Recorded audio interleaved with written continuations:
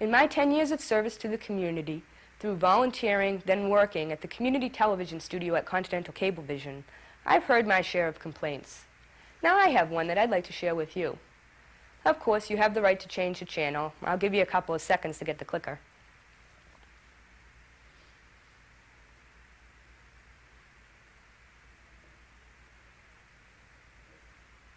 Too many people do not understand what community television is all about. They see poor quality and things that don't run on time. They don't understand why Continental can't cover everything they feel is important. They think the local channel is failing miserably at trying to compete with Channel 5 or UPN. I think they're wrong. I think that in many important ways, community television has more to offer than the networks. The networks won't teach you how to use their equipment, how to run a camera, how to edit, how to create your own shows. Their staff won't stand by you until you can do it on your own. The networks won't put your program on their channels. They won't run a show just because you called up to ask for it. The networks are owned and operated by powerful corporations with agendas. Here at the community TV studio, you might as well be owner and CEO because you can get things done according to your agenda. You can decide whether something is interesting enough to get TV coverage. You can get a show scheduled or request a rerun. You can put together a fundraiser for your favorite charity. This studio is yours should you choose to accept the responsibility of producing shows and covering events you feel your community will benefit from, of taking ownership of it. Don't just think, cable company. Think, that's my channel. What can I do to make it better? This may mean getting involved in production, or simply letting us know when things go wrong so we can fix it, rerun it, or take steps to see that it doesn't happen again. Or it may mean understanding its purpose and possibly even defending it to those who don't. Or understanding that people are learning, so they probably won't come up with something that rivals the networks. But keep watching. In a month or so, that same person may come up with something that you like, and it might have a community flair that the networks will never be able to rival. Community television is like a gift given to us. No one really asked for it. It was offered by American Cable Systems back in the early 80s when they were competing against other cable companies for franchises in Newburyport, Ipswich, Rowley, Newbury, Byfield, and West Newbury. In many communities nationwide, people had to unite and work hard to get what we were given. We were lucky to get community television without asking for it, but what is easily obtained is often taken for granted. The basic truth is it's an extension of your right to express yourself. In a world where public speeches and the written word have been taken over by multimedia, community television is now the best way to communicate your messages and artistic ideas. So the next time you call the studio to ask Continental Cablevision to cover something, try to understand why we can't say, sure, no problem, we'll be right there. We will give you 3 options. 1, post the event to see if a trained producer is interested. 2, get trained so it's up to you, not them. And 3, tape the event on home equipment and we will run it. This community TV staff is here to train you how to use this communications tool called television. We're not here to pick and choose what is best for Continental Cablevision to run on their channels. We're here to train you, the community, so you have the power to pick and choose what is best for your community to watch on your channels. Now I would like to give you a chance to find out who is looking through the viewfinder. These are the people who make the big decisions because they are empowered with access to a very effective communications tool, community television. Series are shows produced on a regular basis.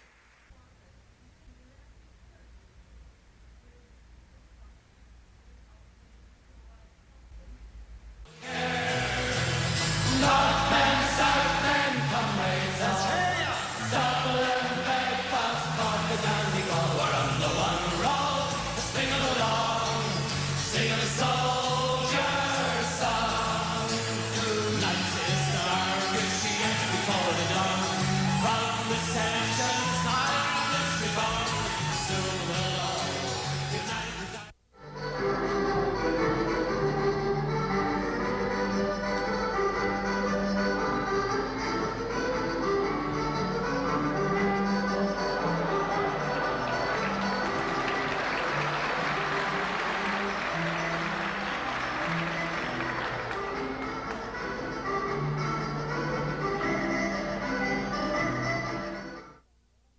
here with me, one from St. Mary's, one from Stranmillis, and one from St. Patrick's. And you can introduce yourselves. Tell us your name. Okay. My name's Kyle. I'm from Stranmillis College, which is in Belfast, up in Northern Ireland.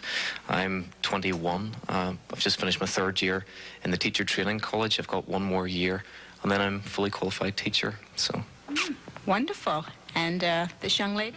I'm Philomena, and I'm in St Mary's College, which is in Belfast as well.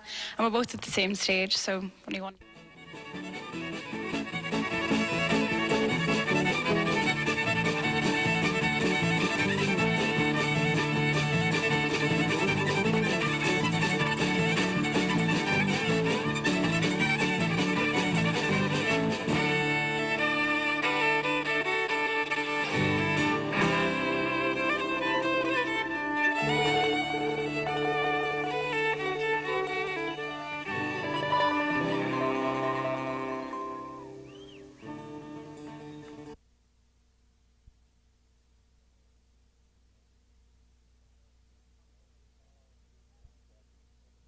Pigs can tumble and fall and do things that, if it was a child, if I had a child doing that stuff, I know what you mean. it wouldn't look as well. It wouldn't work. And do you know for a fact, have there any surveys been done that children prefer books where an animal is the character? I don't think that, if they're like me at all, they don't distinguish. I mean, there's somebody dressed up driving a motorcycle. It could be a pig or a bear or a kid, except... With ovarian cancer. And through the pain and the healing, she's come to write a book of poetry that helped her through this. And we're here with her today to talk about this. In Darkness and in Light is the title of the book. Welcome. Glad to be here. Dr. Heifetz, as a physician yourself, what did your being a physician bring to the fact that you had been diagnosed with ovarian cancer? I mean, how did that play a part in your reaction to finding out about your illness? It made it very difficult at first because having more knowledge than the average person can be a very frightening thing. Right. 22 ounce, and I think it kind of it stems from the 80s. Nobody wants to make a commitment to a six-pack anymore, so you buy the 22 ounce or 750 size milliliter, and you take it home, and you might have it in place of a bottle of wine or something like that on the dinner table. And, So does that mean beer is becoming more upscale? Absolutely, that's what this is all about. It costs more. More than willing to help you out with any Christmas ideas. And again, thanks for coming down to T-Berries.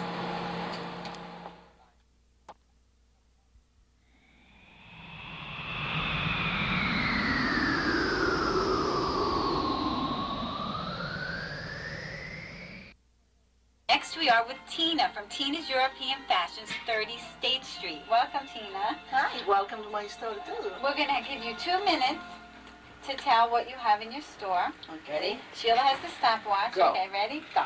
Okay. For Christmas, I have the imported Greek sweaters, handmade in the Greek islands. Yeah, oh, By look at hand. this I have one. all the That's sizes, another. all the colors, these beautiful jackets, the fisherman shirts, the hats.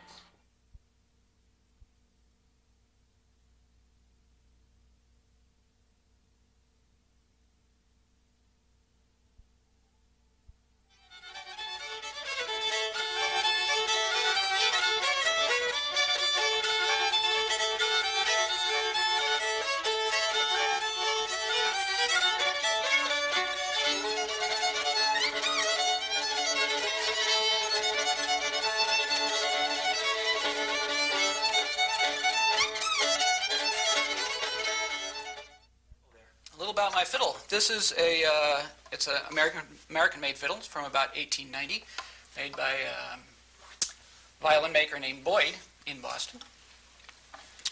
Other than that, it's pretty standard. There's nothing fancy about it. And it's almost as old as you. Almost as old as me.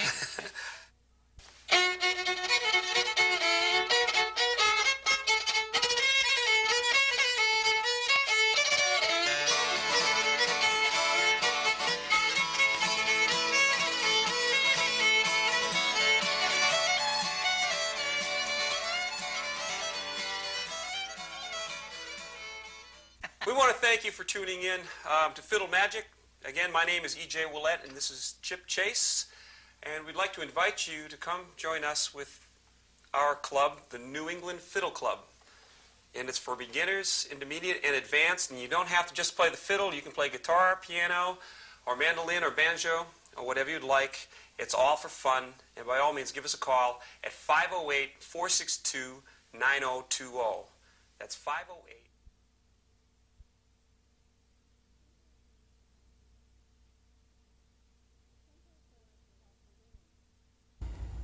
The Center for Mindful Living is a service-oriented dimension of the Insight Meditation Center that offers its services to the community of the Newburyport area. The heart of the practice at the Insight Meditation Center is that of mindfulness, of being present in this moment. And as an extension from this heart that we all share, we are providing the supports that will help to cultivate Newburyport as the Center for Mindful Living, or as we work together to explore the question of peaceful living, how to make the Newburyport area a peaceful village. One of the very important dimensions of peaceful living, rather than an ideology of peaceful living, is the practice that allows us to actually begin to see for ourselves what peace truly is. On one level, peace is spaciousness, the spaciousness of the mind that really does, for instance, see that, yes, we do live in a community.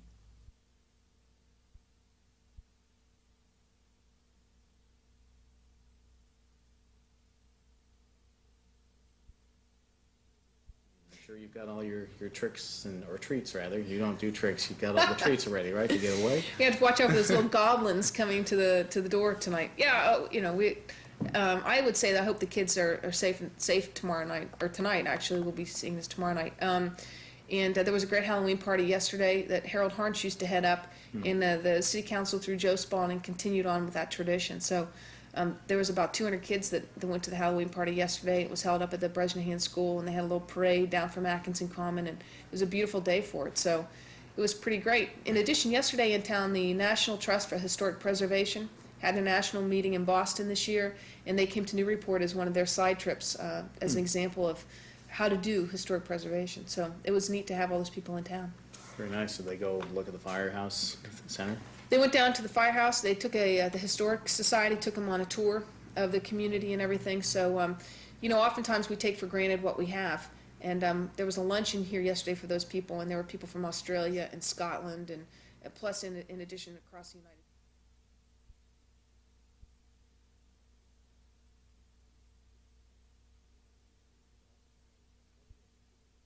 Good news is that many of the standards that we see are standards that we already reach and surpass. Many of the training, the newer and innovative training strategies are training strategies we are already engaged in, such as the effective teacher model, and many of the recertification standards we started doing about a year ago, so we feel pretty good about where we stand right now. We wait to have these drafts become a reality, and then we can put it together. Yeah, I know. Now, that's something that you have always worked on. Always been a big believer in planning and trying to be one jump ahead of the state and as many of the other school districts, too. And I guess that you have to be pretty pleased to look at these draft reports and say, we're doing most of this stuff. Well, you know what I'm really pleased about is that the state and the legislation that came out are really reacting to the research that is out there right now relative to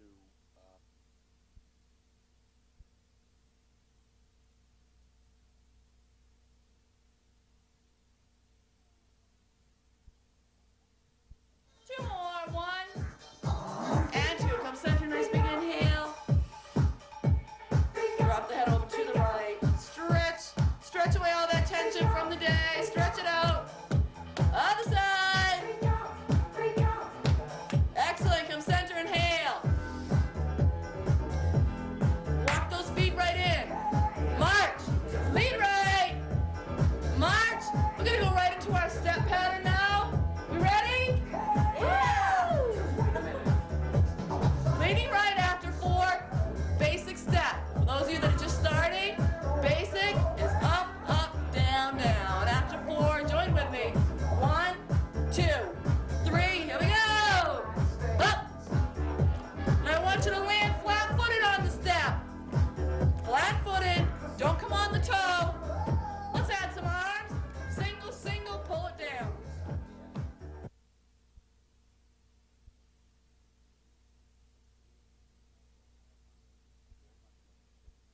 Do you have local autonomy?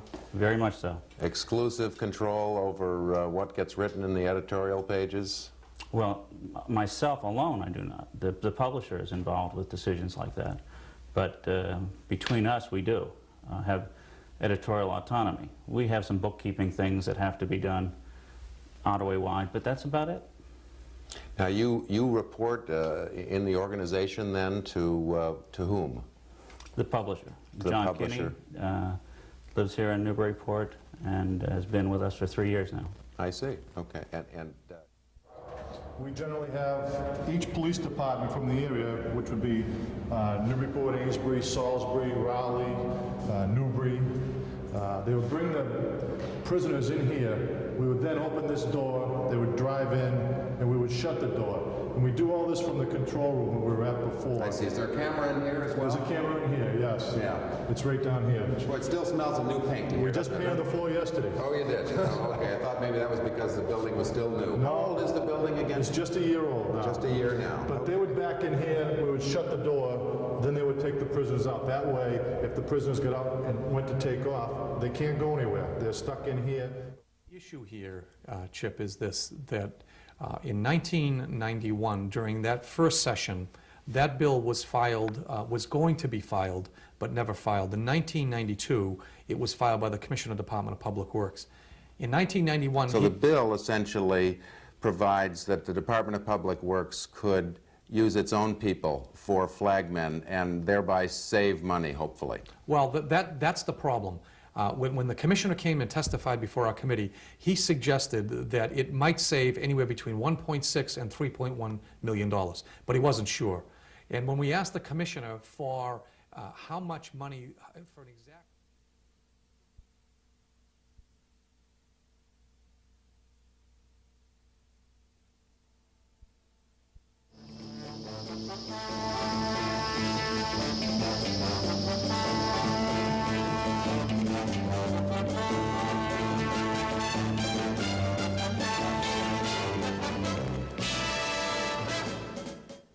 With the Prisoner series, do you think it's as relevant now as it was in '67 when it was new?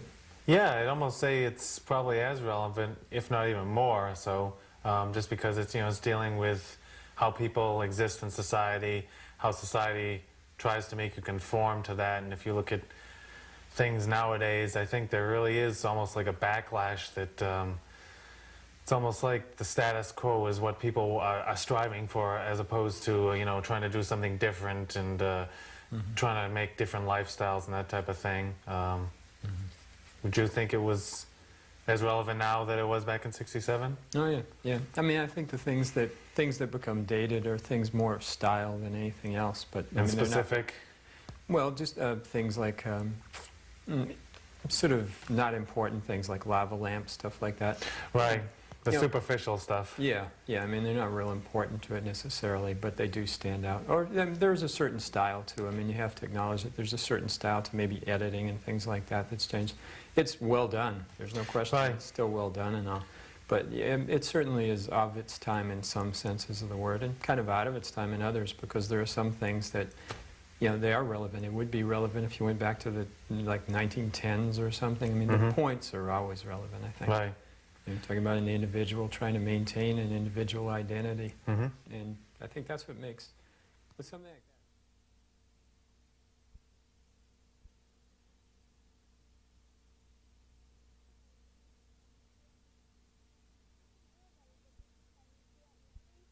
I can tell already that this is my new family. Sometimes I wonder, how did I get here? The life here isn't easy, but it's worth it. Love, your sister, Sarah. March 13, 1885. Dear William, I am having a great time here. Jacob is a wonderful man, Anna is shy and helpful, and Caleb is so talkative you have to ask him to do something somewhere else. I still miss you. Your sister, Sarah. Wow, those are good. Then we have Matt on City Story, spelling words 500 use. New York City is a dangerous place. It is full of murders, and it is where all the action happens. I like it because the New York Giants live there. I like the playgrounds there, and it is where my best friend moved to. I really like it there because it is the coolest place in the United States of America. There is a place called Broadway. It is cool. There is also Times Square. On New Year's Day, the ball drops. New York is famous for the big Thanksgiving Day parade. My dad's aunt lived there, and my grandma brought my dad from England to New York. Those are good. That was good. That's all in Miss Morse's class. Now I will tell you some news on Miss Smith's class. They are working on wastewater treatment plant. They are studying water treatment and have been doing some experiments in class. Erin and Kayla will tell you what it's about.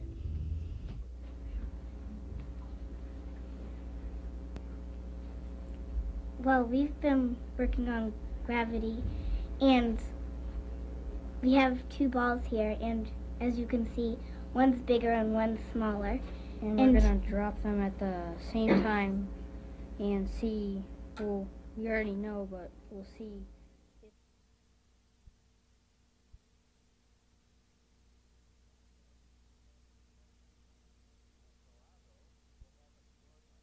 And UD Palazzo will have a story on homeworks, how to build an ironing board. We'll talk about more of that later. But our lead story of the day is George Yo and country line dancing. Have you ever done that? No, I haven't. Have you? No. Well, let's take a look and see what it's like. Sounds great.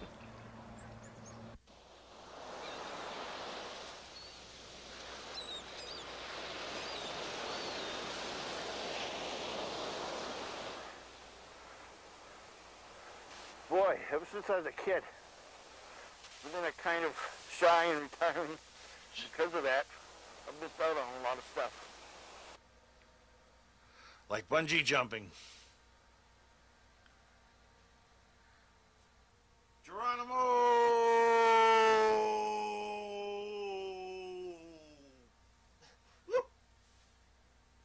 Whitewater rafting.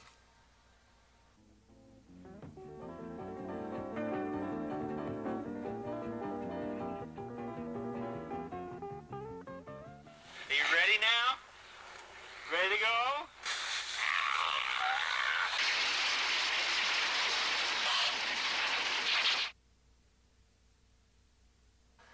Even disco passed me by. Well, I wasn't going to let the latest sensation sweeping the nation get past me. This time, I was going to country line dance. When I got to Marty L's, I wasn't leaving until I knew how to country line dance. I was obsessed, like those people who wash their hands over and over, or who know the names of the writers of each of the Gilligan's Island episodes. Right, left, right, rock, forward, left, right, left, rock, forward, right. I wanted to dance. I felt that it was in my blood, but I was afraid. Yeah, I said it. George Yo, afraid. It's like I was saying, I was scared. Sometimes you can't be afraid just to say you're afraid, you know? There aren't many tools that you'll need for this job. You'll need a hammer, a screwdriver, a razor knife, and probably some good electrical tape, of course, the tape measure. Now what we're doing here is take the basic unit itself and measuring the top, we see it's 14 inches, and the sides, and we see that's 46. And cutting the hole a 1/4 inch bigger than we need will ensure a nice easy fit. So 14 1/4 and 46 1/4.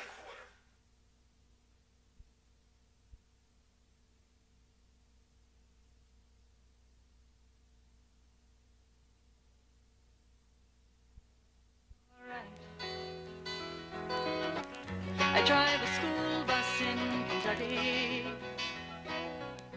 26 get on, 26 get off.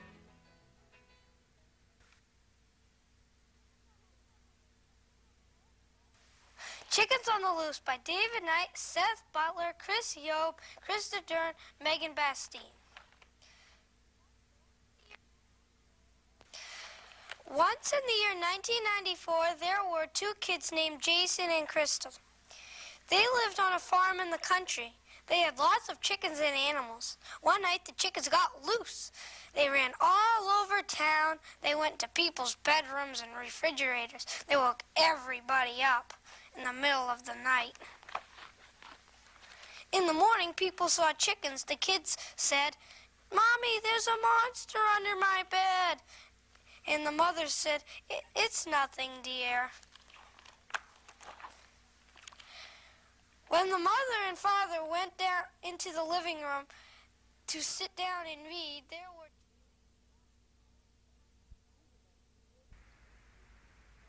These events appeared on Channel 3 thanks to the following community producers.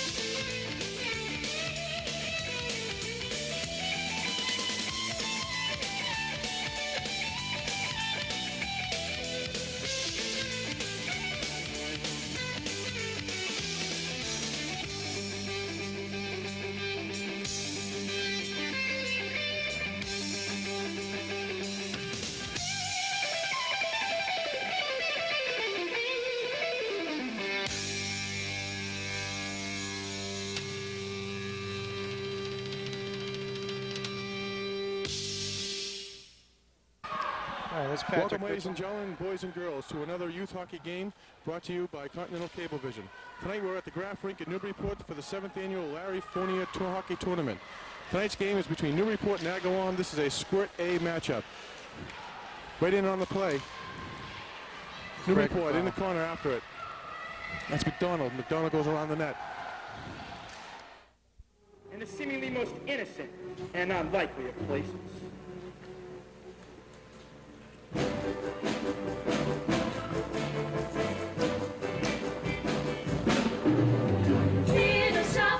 Little shop of horrors, little shop of terror, full of cup. Little shop of horrors, no, oh no. Little shop of horrors, box you up.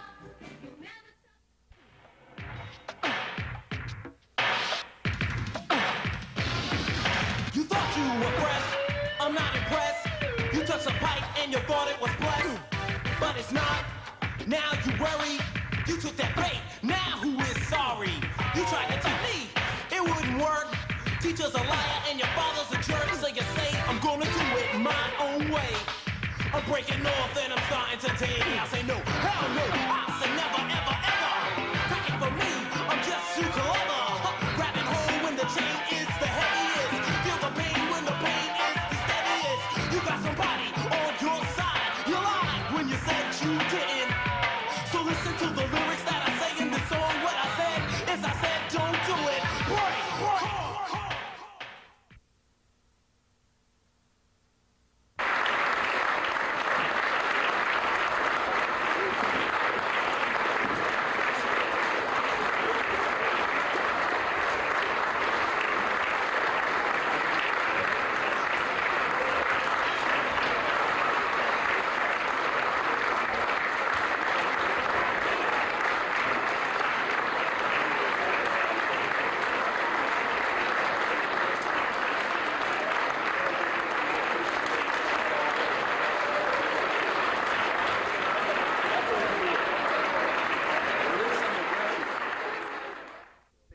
You can give the classes for what class these girls are in. Newburyport's about ready to take the field. Okay, there you see the Clippers' Kelly Henderson warming up, and Tom's going to bring you through the defensive alignment for the Clippers. The pitching will be Kelly Henderson tonight, and catching will be Beth Rizzo, a sophomore. Kelly's also a sophomore. At first base, Number 8, we have Sissy Gang, the captain. She's a senior. At second base, we have freshman Erin McCarthy. At third base, another freshman, Wendy Colby. And at shortstop, we have another freshman, Katie Barnes. In the outfield, in left field, we have Beth Pettengill, a junior. In center field, we have Sherry Marshall, a junior. In right field, we have Pam Daigle, another of the captains. She's a senior. Okay, Tom, and for Amesbury coming up to start the game off, Michelle. Talking about, of course it's real. I know mink. When you pull on the mink, the fur comes out. This, it doesn't come out. It's well made. It's well made. I don't care how well made it is. It's not real. You be quiet. I know. Look, what do you think? Beautiful. Nice, soft, well made. If I didn't know, I'd have thought it was real. What's with her? She thought it was real. I didn't think it was real. I was just testing. I heard from Selma this morning.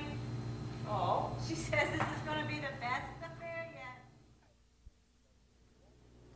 Nancy and I had discussed this. What we have done is about 10 years ago, many of the teachers in the school went through a training with all of these different strategies and techniques.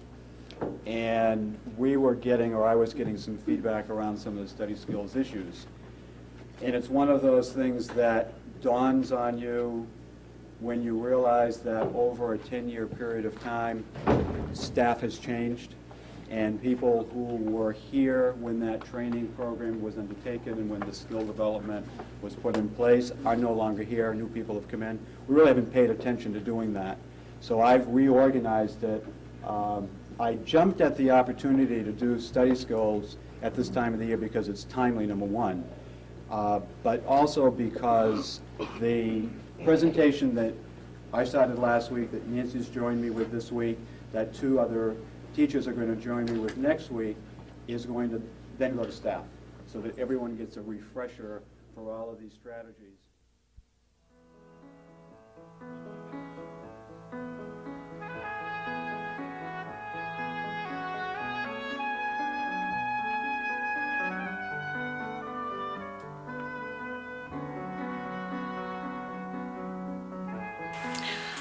My name is Dorothy Fairweather, and I'm president of the Merrimack River Feline Rescue Society. How and when did the Merrimack River Feline Rescue Society begin? It started actually 2 years ago this month, and one of the present board members at that time was feeding on the waterfront and in various locations, set up her own little feeding stations, and she approached the Chamber of Commerce to ask for some help from the local restaurants where most of the cats.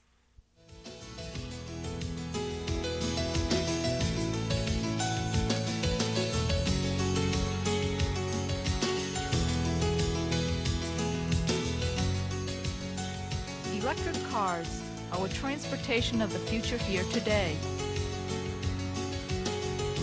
Since April 1994, 3 local residents have been driving electric cars as part of the Massachusetts Electric Vehicle Demonstration Project.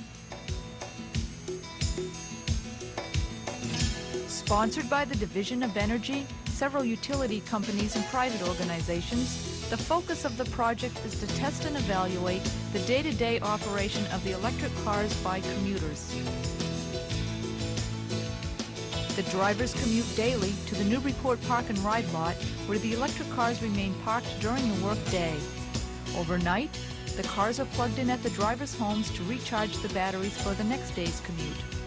After driving the electric cars for 5 months, each driver discussed their experience. I've driven the car since April of this year, and I drive it about 4 miles each day from my house here to the Newburyport Park and Ride. I use it around town, too, for running errands and doing shopping.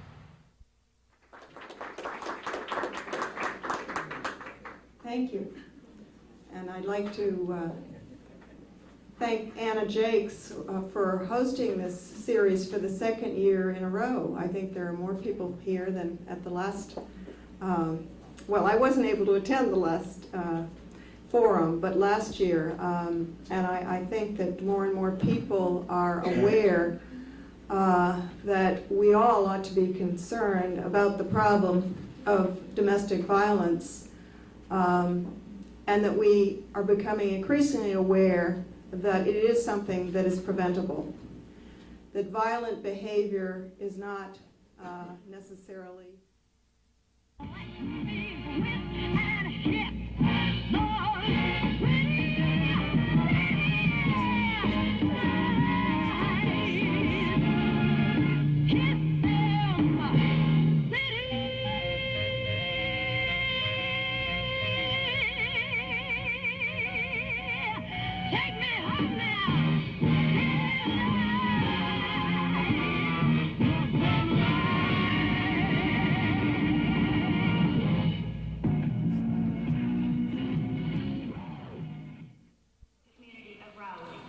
We are very fortunate to have Officer John Lucy with us at Pine Grove School. John will now make introductions. I'd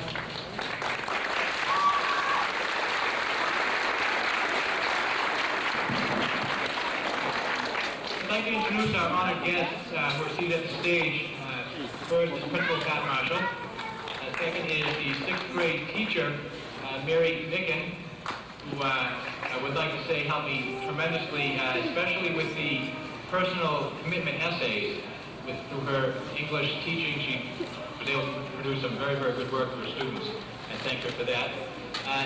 Janet Rogers, also a 6th grade teacher, a tremendous asset through the DARE program by allowing us her time, her class time, and being very, very flexible, making sure that the DARE program was completely provided to each student. And also Diane Cooper, who I can wholeheartedly say, without her, the program would not be as successful as I believe it really is. She has been my mentor as a teacher, my teacher contact in the DARE program. She's guided me right through the whole process of teaching, the difficult process of teaching a 6th grade class.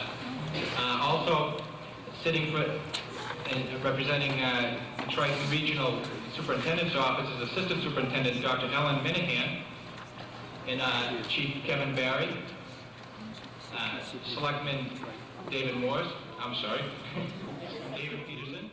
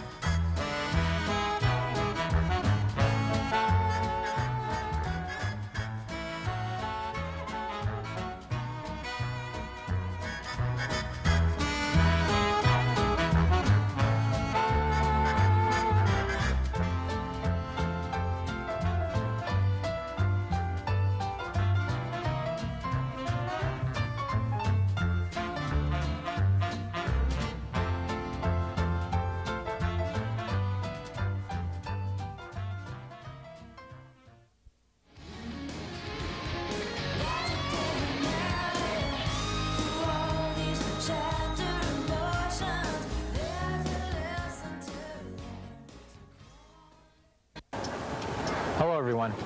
My name is Officer John Lucy from the Raleigh Police Department. I'm the DARE and Safety Officer in town. We have just witnessed several of many conceivable scenarios that could occur in the town of Raleigh. We do feel that the children did handle themselves correctly in these situations, but that they do need more. Please direct your attention to this production and learn how this symbol can help a child in need or in danger. Hello everyone. I'm Kevin Berry of the Raleigh Police Department. Many children of Raleigh have been instructed through Raleigh's DARE program, and of course through the instructions by their parents and the proper way to deal with situations involving strangers or being lost. Okay.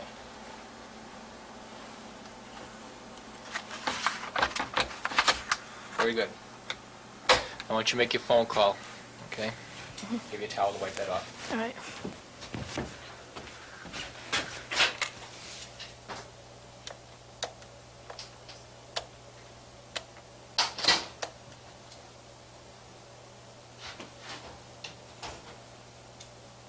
Hi, Dad. What are you doing? Oh, I'm in Raleigh. 'Cause, well, I just came back from Jen's, and we were at Jen's and we were hanging out and stuff, and I was driving, and I got pulled over, and I'm at the police station. Well, yeah. Yeah. Mm-hmm. Drunk driving. Yeah. Can you come get me? Maybe?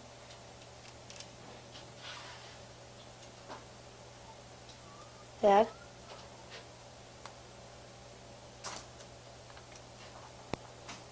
Okay. All right.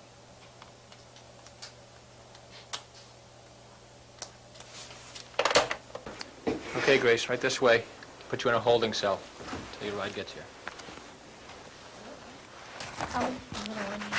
Yeah, you have to go in here. Can I wait? I can't let you wait outside. You have to wait in here until your ride comes. When your ride comes, I'll let you know and you come right out, okay?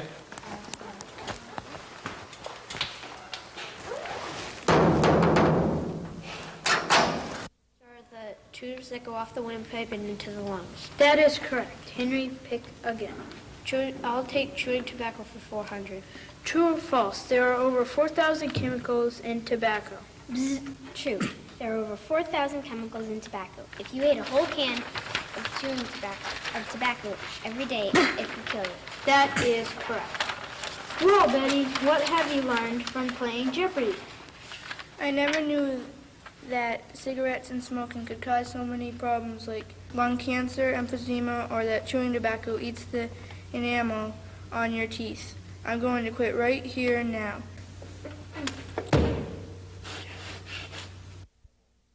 I think. I won't. Oh, okay. All right. My name is Michael Schaff. I live at 1 Shagbark Woods. I'd like each of the candidates to respond to the situation that's facing public housing in Ipswich and in this country. We're facing a very substantial proposed cut in funding for public housing. I understand that our housing authority utilizes some of these funds. What is your attitude towards these proposed cuts, and what action do you think the housing authority should take in the face of these proposals? Well, I'm already aware, as a tenant, of many of the cuts that are made. We've had a substantial increase in rent, and we've had our Linebrook road development shut down.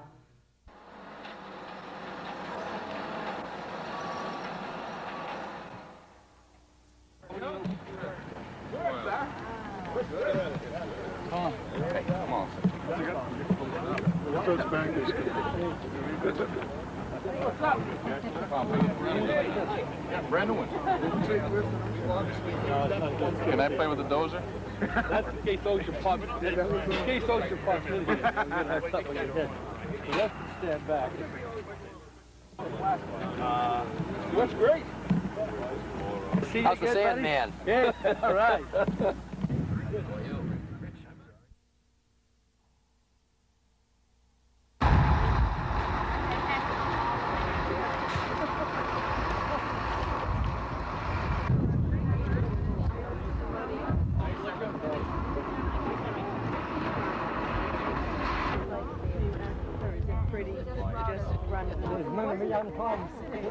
Somewhere. How much money do I owe? And good morning, Charlotte.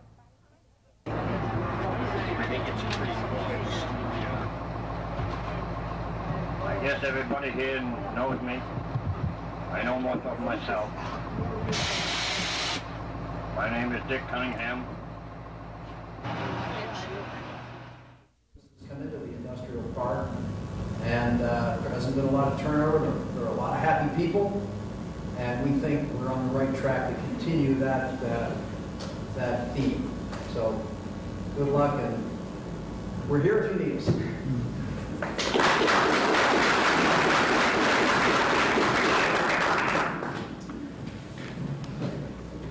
The plan which we're about to see is you have to bear in mind it's a long-range plan. How long is a long-range plan? I really don't know. And I know in the banking industry they say you're supposed to have a long-range plan, and classically, your plan usually lasts. I think that's what we need down there. I hope you will talk to your friends and support me Tuesday. Thank you.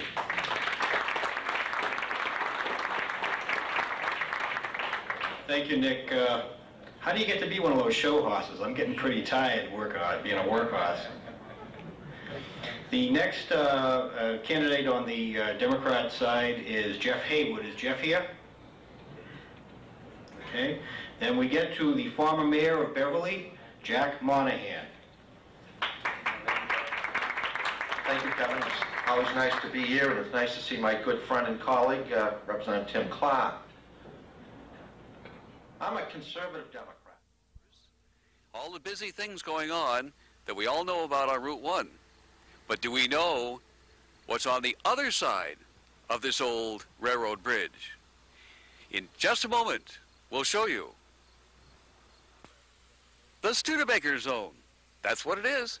All these Studebakers, everywhere you look, that you don't even know are here. Only a few people have been allowed to see how really special this place is. And we're going to talk to our good friend Dave Curtis, who he and his late father started a Studebaker spectacular here. All right, we're here with Mr. Dave Curtis, as Tom has said, and who is going to tell us a little bit about the history of his business here, Mr. Salisbury Studebaker. Mr. Dave Curtis. Thank you for watching. If you have any questions about community television, please call me at 462-1353 or 356-3666.